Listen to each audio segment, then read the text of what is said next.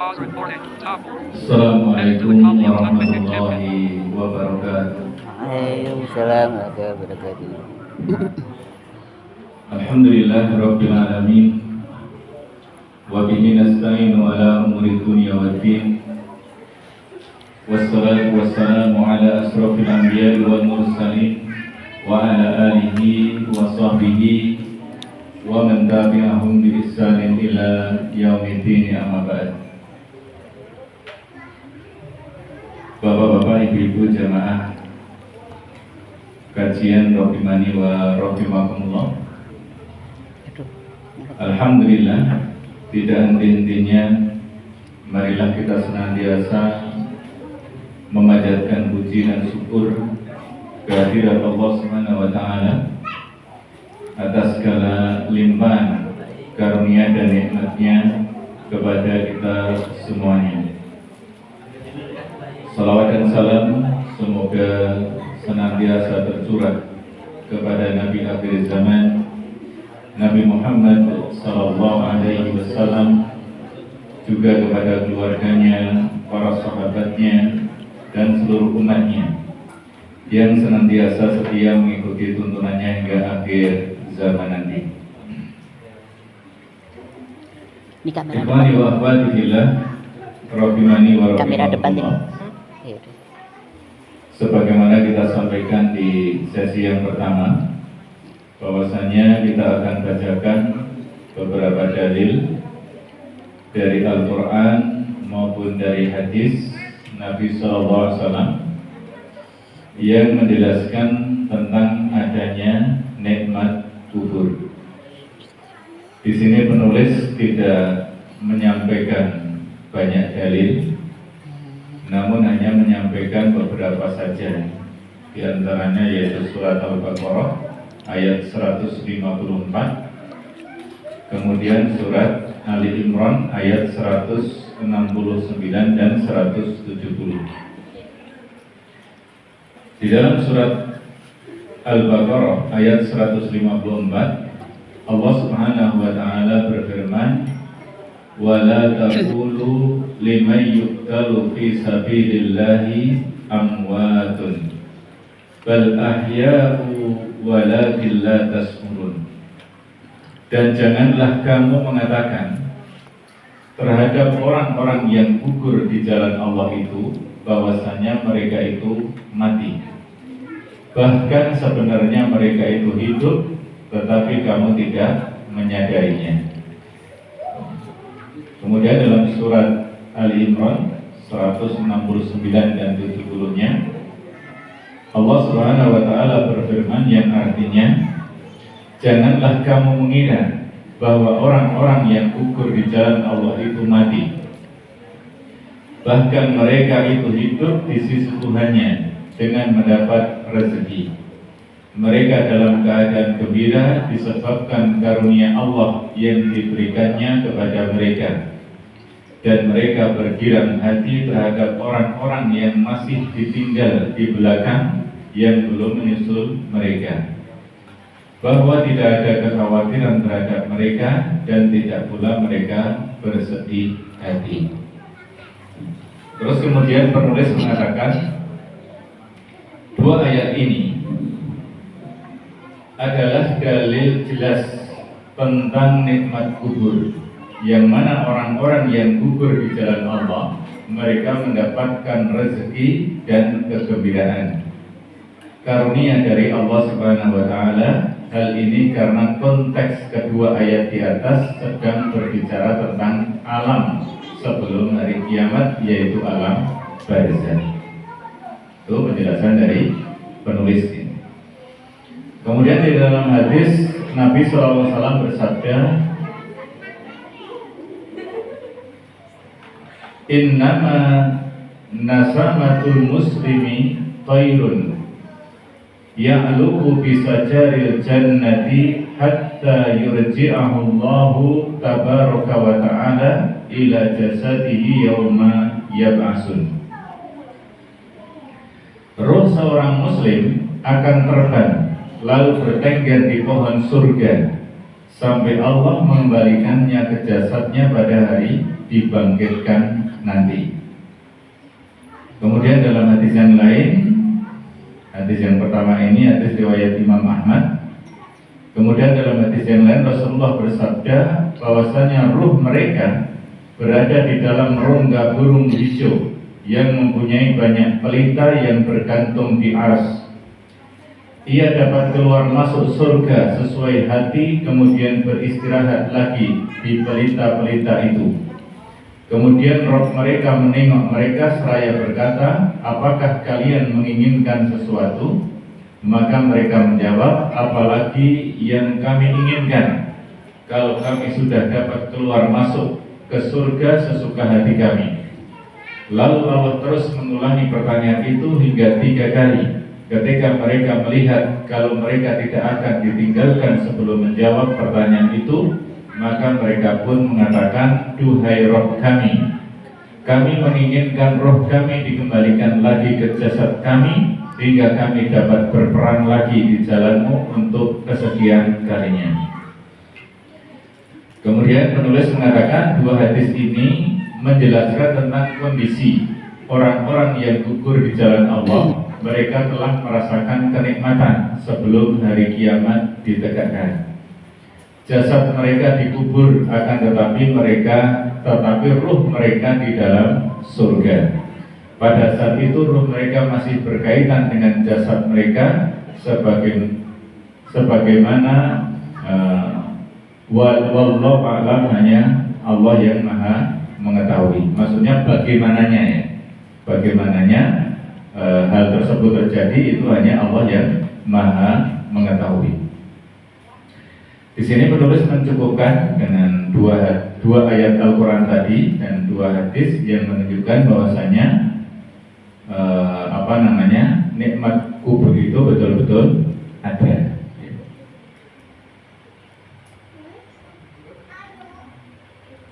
Kemudian di sini penulis menyampaikan beberapa syubhat dan bantahannya.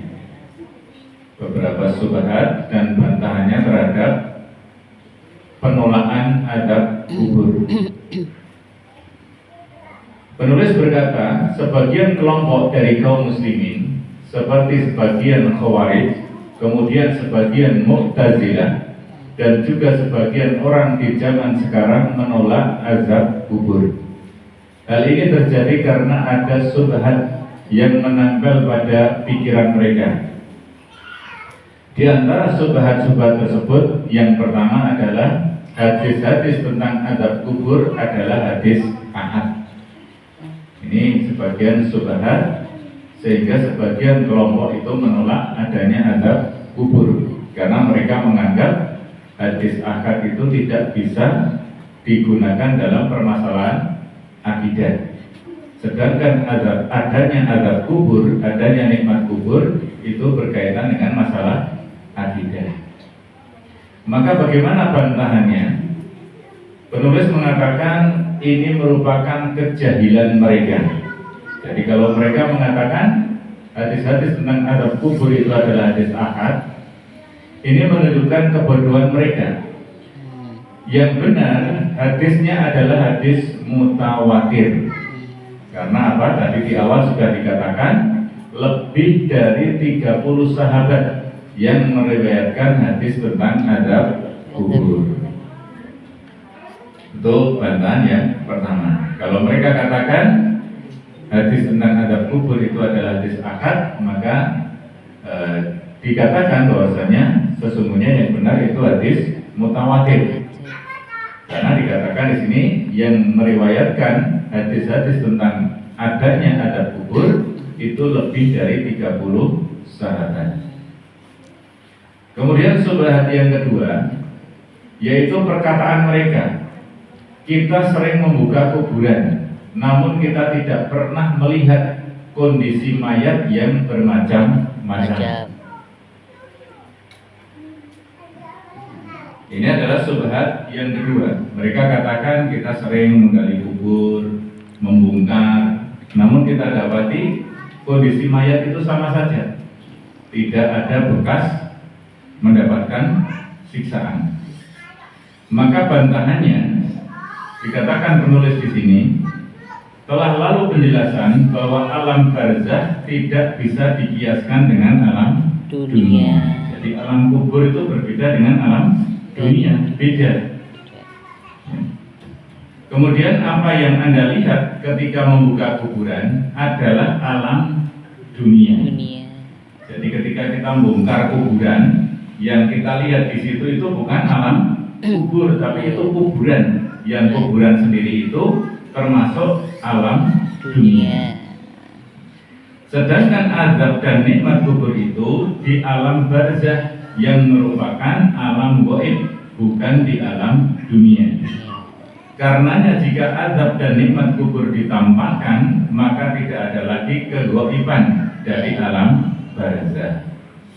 Jadi itu jawabannya kedua, bahwasanya kalau kita bongkar kuburan kok ya mayatnya sama aja, tidak beda-beda, maka sesungguhnya yang kita bongkar itu adalah masih di alam dunia, bukan alam kubur.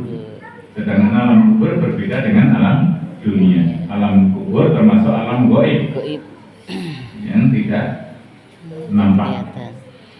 Kemudian yang ketiga bantahannya, terkadang Allah tampakkan kepada segelintir orang tentang azab dan nikmat kubur.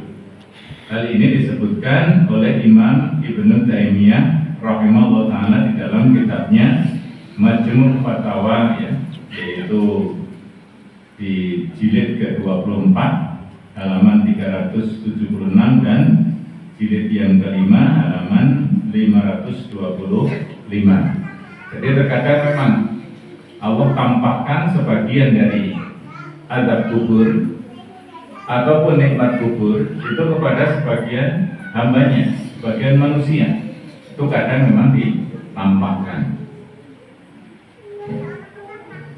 Seperti ada seorang ustadz, mungkin antum pernah mendengar videonya yang menceritakan apa? Seorang pegawai bank yang dia itu dikubur, beberapa hari kemudian ternyata dibongkar lagi, tapi sudah ada bekas terbakar.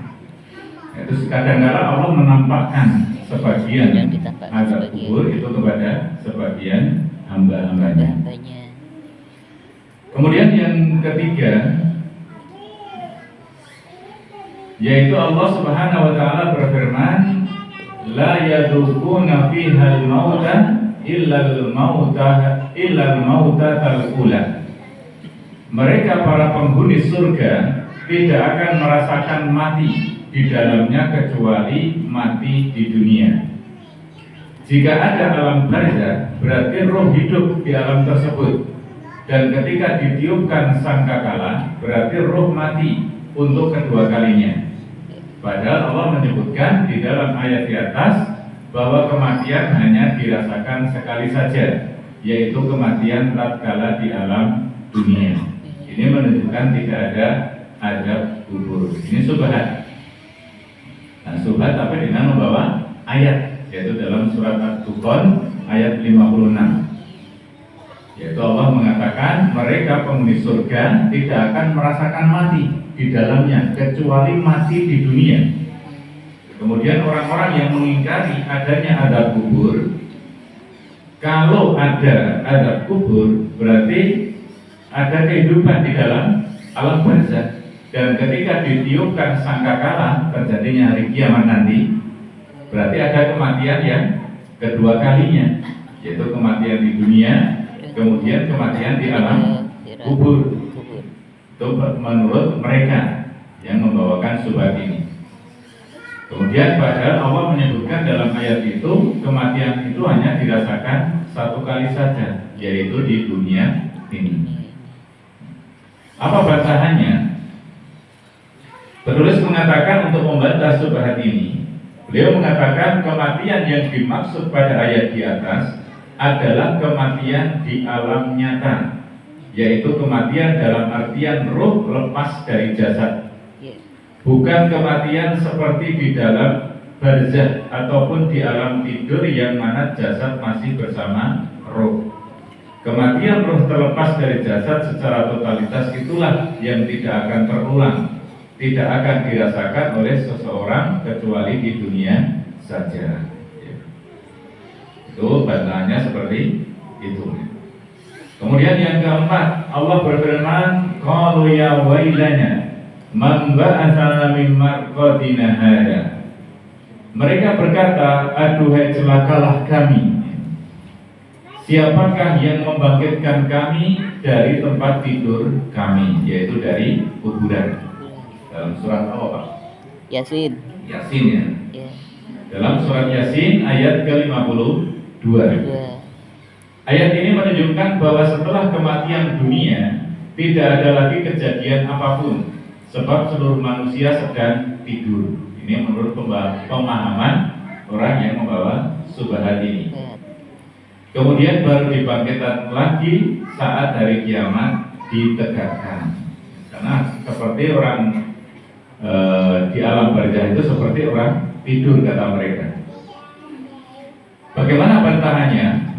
Yang pertama, ada beberapa pendapat berkaitan dengan bantahan terhadap subhat ini. Yang pertama, pendapat para salaf seperti Ubay bin Ka'ab, Mujahid, Imam Hasan Al-Basri, Qatadah, dan para salaf yang lain, bahwasanya Allah membuat tidur para penghuni kubur di waktu antara tiupan sangkakala yang pertama dan kedua. Ya, ini bantahan pertama.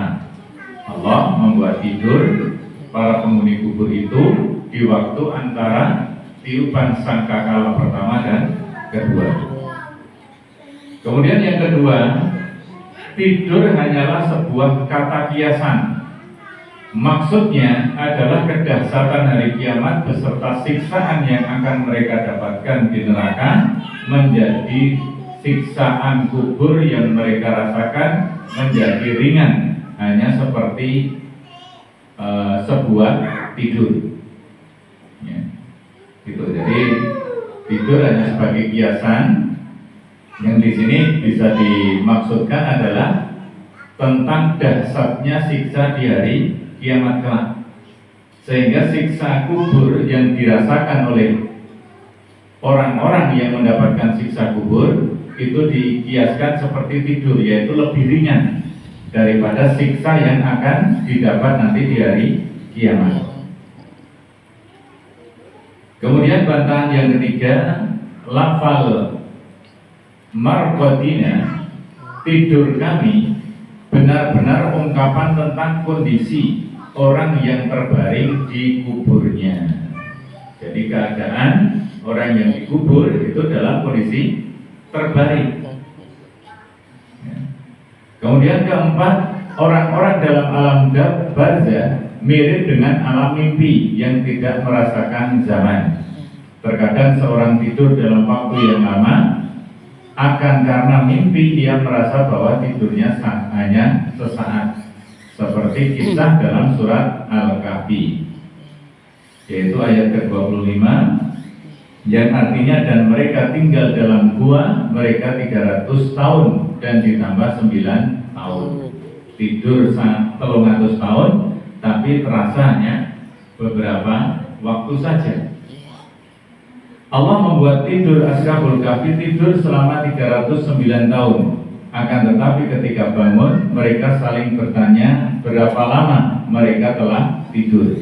Sebab yang mereka rasakan adalah tidur mereka hanya selama 1 atau setengah hari. Demikian juga alam barzah. Alam barzah lebih mirip dengan alam mimpi. Maka kondisi saat ia terjaga seakan-akan ia baru bangun dari tidur, yaitu ketika terjaga nanti di hari kiamat. Kemudian penulis mengatakan wallahu a'lam, mana pendapat yang benar, akan tetapi pendapat yang paling kuat menurut penulis adalah pendapat para salaf, yaitu bahwasanya Allah membuat tidur para penghuni kubur antara tiupan sangkakala yang pertama dengan yang kedua. Dan tentu pendapat ini lebih hati-hati, sebab tidaklah para salaf berpendapat kecuali dibangun di atas dalil. Itu beberapa subhat dan juga bantahannya yang berkaitan dengan orang-orang yang mengingkari tentang adanya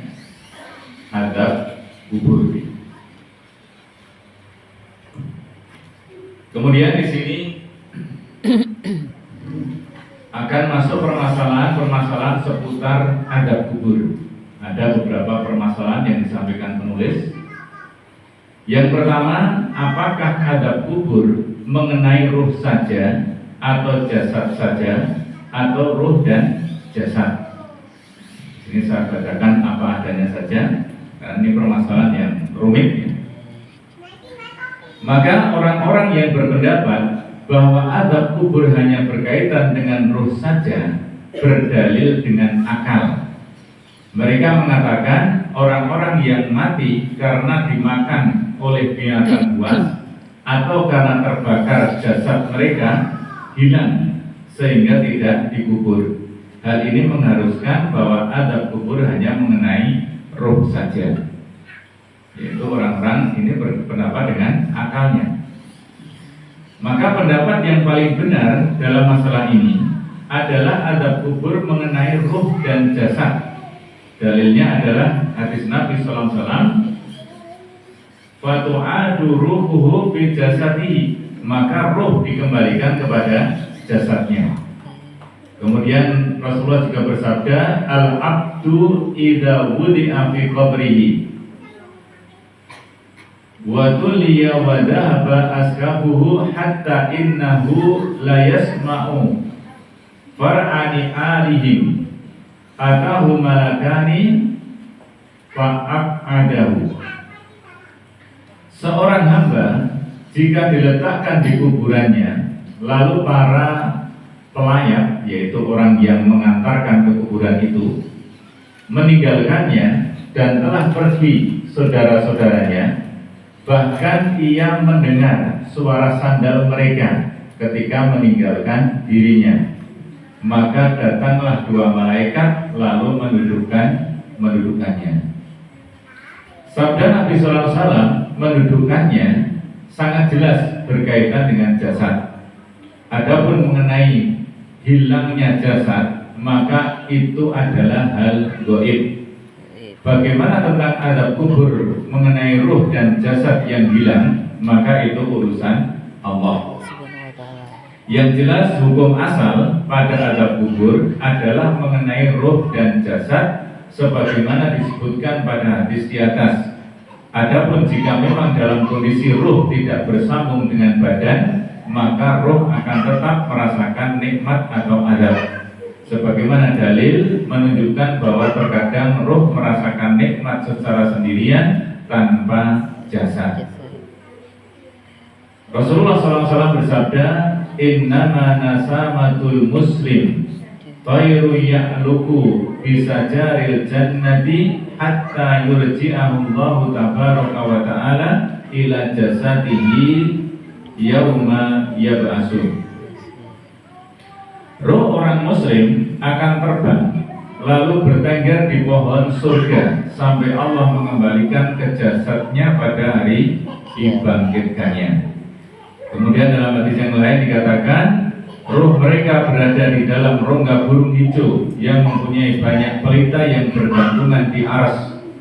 Ia dapat keluar masuk surga sesuka hati, kemudian beristirahat lagi di pelita-pelita tersebut. Kemudian di sini ada nukilan perkataan dari Syekhul Islam Ibnu Taimiyah. Beliau mengatakan adab dan nikmat kubur akan menimpa ruh dan badan semuanya berdasarkan kesepakatan Ahlus Sunnah wal Jamaah. Jadi adab kubur itu menimpa ruh dan jasad.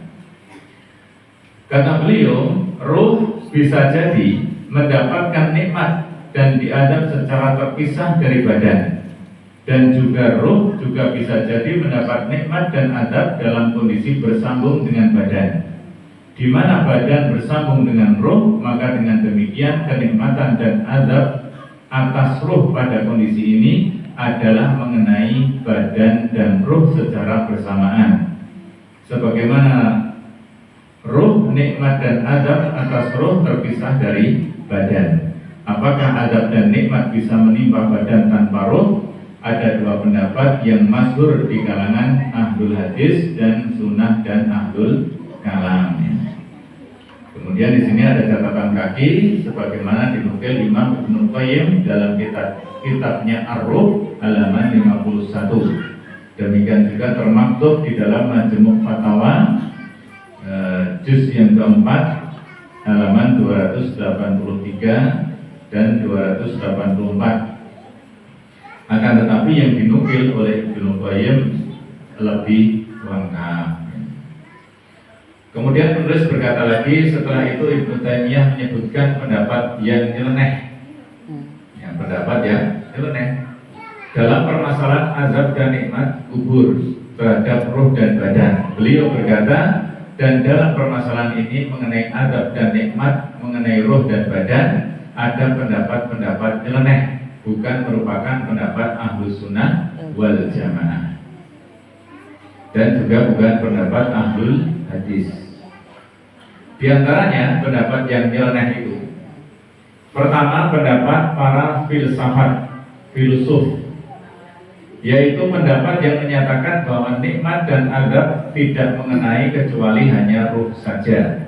Adapun badan maka tidak mendapat nikmat dan juga tidak azab. Ini adalah pendapat para filsafat yang mengingkari kebangkitan jasad pada hari kiamat. Mereka ini kafir dengan ijma' kaum muslimin. Kemudian yang kedua, pendapat bahwa roh sendiri pun tidak mengalami azab dan nikmat. Roh itu kehidupan. Ini adalah pendapat sekelompok orang dari Mu'tazilah dan Asy'ariyah seperti Al-Qadhi Abu Bakar Al-Bagilani dan yang lainnya. Hal ini karena mereka mengingkari bahwa roh tetap ada setelah terpisah dari badan. Tentu pendapat mereka ini adalah pendapat yang batil, karena telah valid dalam Al-Quran dan As-Sunnah bahwa roh tetap ada setelah terpisah dari badan. Mendapat kenikmatan ataupun azab. Padahal para filsafat, para teologi mengakui hal ini, tetap adanya roh. Hanya saja mereka mengingkari kebangkitan badan pada hari kiamat. Sementara mereka, yaitu Al-Bagilani dan yang semisalnya, mereka menetapkan kebangkitan jasad pada hari kiamat. Hanya saja mereka mengingkari tetapnya ruh tanpa jasad yang mendapat kenikmatan atau azab. Tentu kedua pendapat ini salah, akan tetapi pendapat filsafat lebih parah ya. Kemudian yang ketiga ya, termasuk yang nyeleneh tadi, pendapat yang menyatakan bahwa tidak ada azab dan nikmat di alam barzakh. Kenikmatan dan azab tidak terjadi kecuali setelah hari kiamat. Hal ini dibangun di atas pendapat mereka bahwa ruh tidak tetap ada setelah terpisah dari badan, dan badan juga tidak mengalami azab dan nikmat. Maka ini juga pendapat yang sesat dalam urusan alam barzakh. Akan tetapi pendapat ini juga, pendapat Al-Bagilani masih lebih baik dari para pendapat filsafat, karena mereka tetap menetapkan kebangkitan baik badan ataupun jasad pada hari kiamat. Sementara para filsafat mengingkari adanya kebangkitan jasad dan hanya mengakui kebangkitan ruh semata. Itu beberapa pendapat yang nyeleneh yang disebutkan oleh penulis. Sudah Isa nih. Sudah Isa, insya Allah pada pertemuan yang berikutnya akan dibahas tentang apakah azab kubur itu berkesinambungan terus menerus hingga hari kiamat ataukah terputus. Di sini pun nanti ada beberapa pendapat yang menjelaskan masalah tersebut. Mungkin sampai di sini yang bisa kita bacakan untuk malam hari ini. Mudah-mudahan apa yang kita bacakan bisa bermanfaat, khususnya untuk diri saya pribadi dan juga ikhwani wa akhwati fillah semuanya. Banyak kekurangan, banyak salah kata, mohon dimaafkan, dan